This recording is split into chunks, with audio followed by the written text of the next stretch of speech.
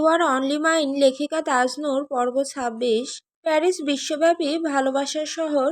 এটি প্রধান রোমান্টিক গন্তব্য হিসেবে স্বীকৃত, যা তার অত্যাশ্চর্য স্থাপত্য, অন্তরঙ্গ ক্যাফে এবং সেইন নদীর সূর্যাস্তের জন্য বিখ্যাত। সকাল ১০টা, তারা সবাই প্রাইভেট জেটে করে একটু আগেই প্যারিসে পৌঁছেছে।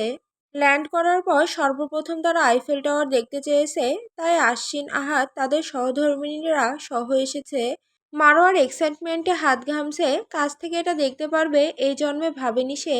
সারাও ঘাড় উঁচু করে যত সম্ভব দেখে যাচ্ছে।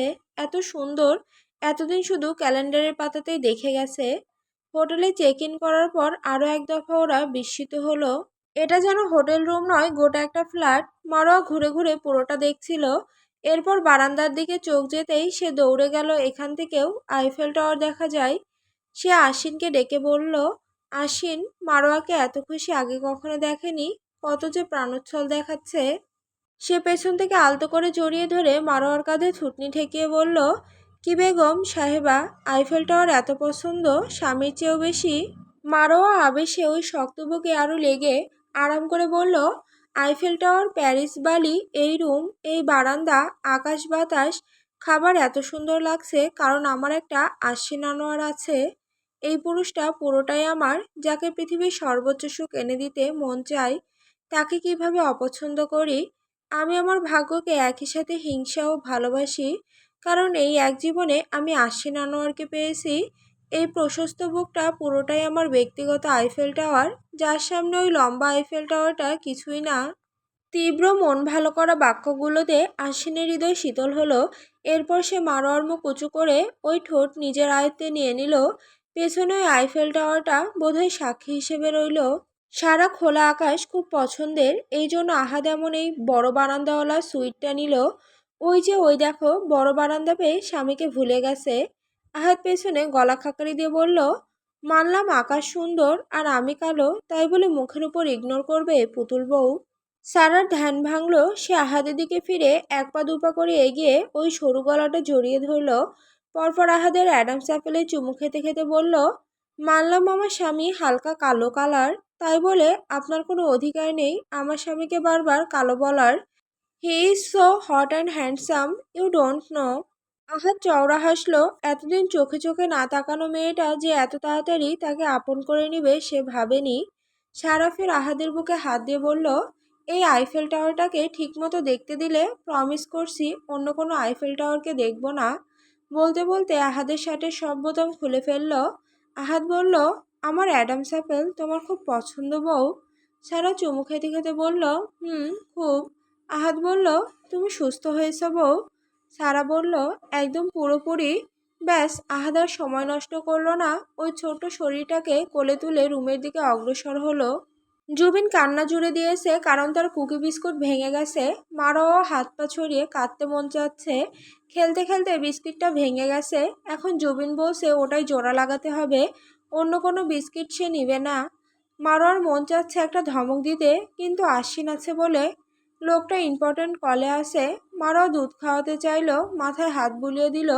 কিছুতেই মেয়ে শান্ত হচ্ছে না। আশ্বিন দৌড়ে এসে দেখলো মা মেয়ের অবস্থা, একটা গলা ফাটিয়ে কাঁদছে তো আরেকটা কাঁদবে কাঁদবে ভাব। সে সোফা থেকে মেয়েকে নিয়ে কান্না মুছে কপালে গালে চুমু খেয়ে আরেকটা কুকি মুখে দিতেই জুবিন চুপ হয়ে গেল।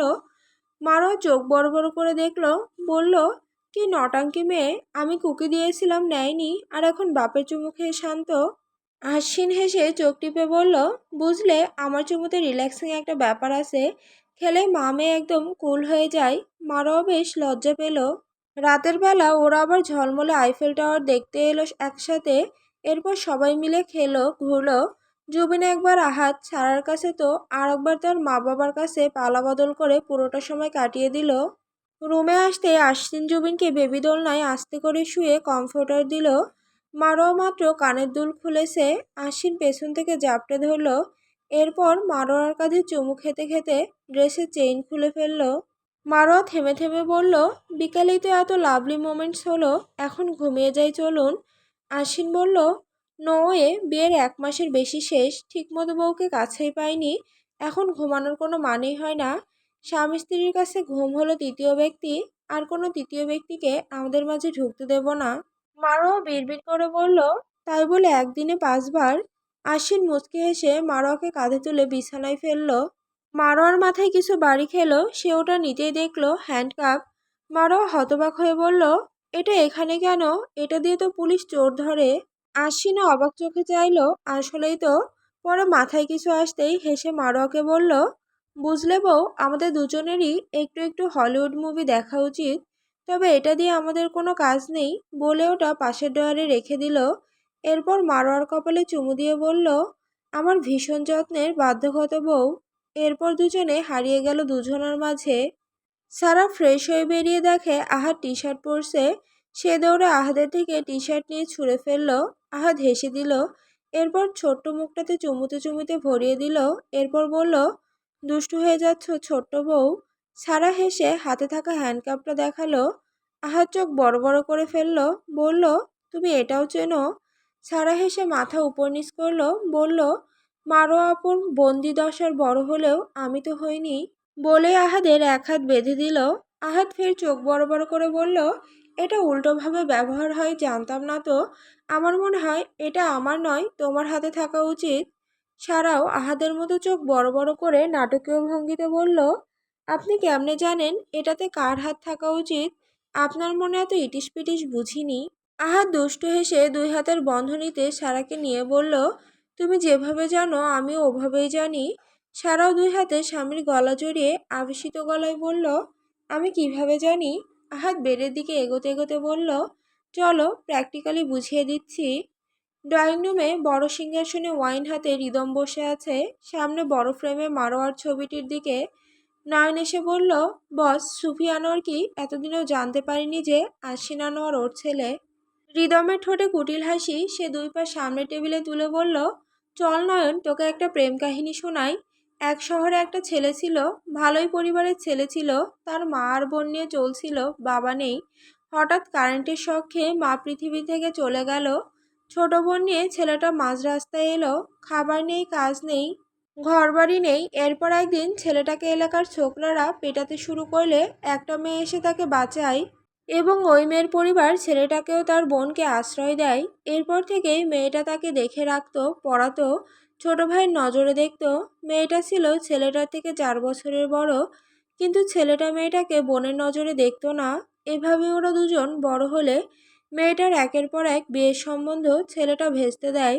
শেষে বহু যত্নের পর ছেলেটা মেয়েটাকে বিয়ে করে। ছেলেটা মেয়েটাকে পাগলের মতো ভালোবাসতো। এর মধ্যেই সুখবর এলো, মেয়েটা মা হচ্ছে।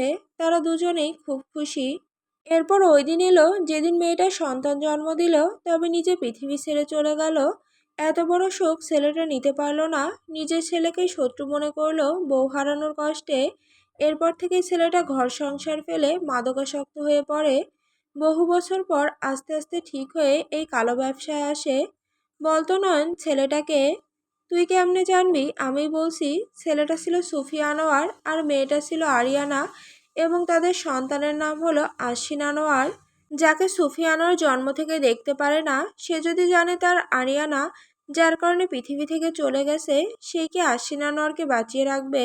আবার ওদিকে আশ্বিন জানে ছোটবেলায় তার বাপ তাকে ফেলে অন্য সংসারে গেছে। সে বড় হয়েছে নানুর কাছে। নানু মারা গেলে এরপর ফুপির কাছে।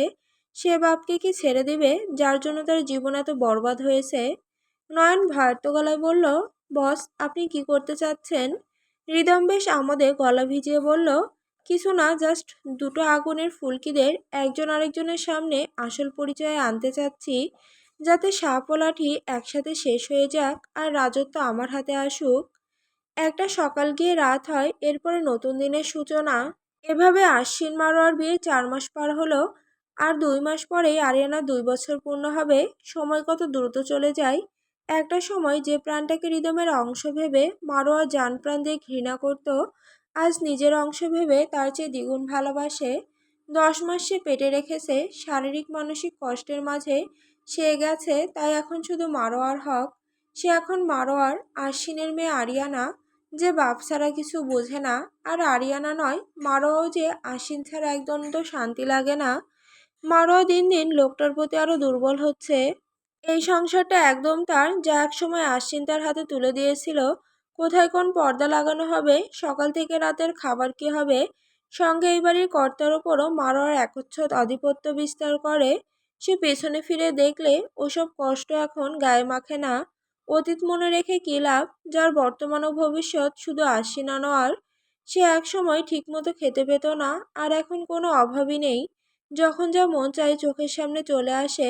একসময় রাতে দিনে মার খাওয়া যার রুটিন ছিল, সে এখন রাত দিন নিয়মিত যত্ন পেতে অভ্যস্ত। যে একসময় এক রুমে বন্দি ছিল, সে এখন দেশ বিদেশে ঘুরে বেরিয়েছে। সময় কারোর জন্য থেমে থাকে না। একটা সময় মারোয়াকে কেউ ফেলনা করে রাখলেও সময়ের ব্যবধানে আরেকজন তাকে মাথার তাজ করে রাখছে।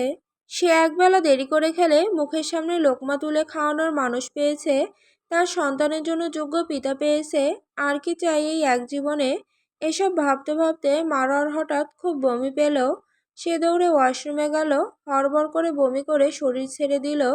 বেশ খানিকক্ষণ পর শান্ত হয়ে বিছানায় হেলান দিতেই আশ্বিনের কল রিসিভ করতে আশ্বিন তার গলা শুনে বলল, কি বউ, শরীর খারাপ? মারোয়া বলল, হালকা দুর্বল লাগছে। আশ্বিন বলল, আমি কাছে নেই তাই এত দুর্বলতা। এখন ফটাফট একটা এনার্জি মাখা চুমু দিলে দুর্বলতা নাই হয়ে যেত। মারোয়া হাসলো। লোকটার শূন্যতা তারও ভালো লাগে না। আশ্বিন বলল, আরিয়ানা কই? মারোয়া বলল, ঘুম। আশ্বিন বলল, হেই মারোয়া, প্রাণোচ্ছল মারোয়া, শরীর কি বেশি খারাপ? আর স্বামীকে মিস করছো? আপাতত স্বামীর গলায় গান শোনো। শুধু চেয়ে চেয়ে দেখি, লিখি মনে মনে রূপকথা রূপকথা। লাগে স্বপ্ন স্বপ্ন স্বপ্ন। সবই ভাবি বসে বসে তার কথা তার কথা। কেন মন তারে বারে বারে চাই, কথা খোঁজে উতলা ভাষা। সে যে পথ চলে বুকে ঝড় তোলে, জেগে ওঠে ঘুমানো আশা।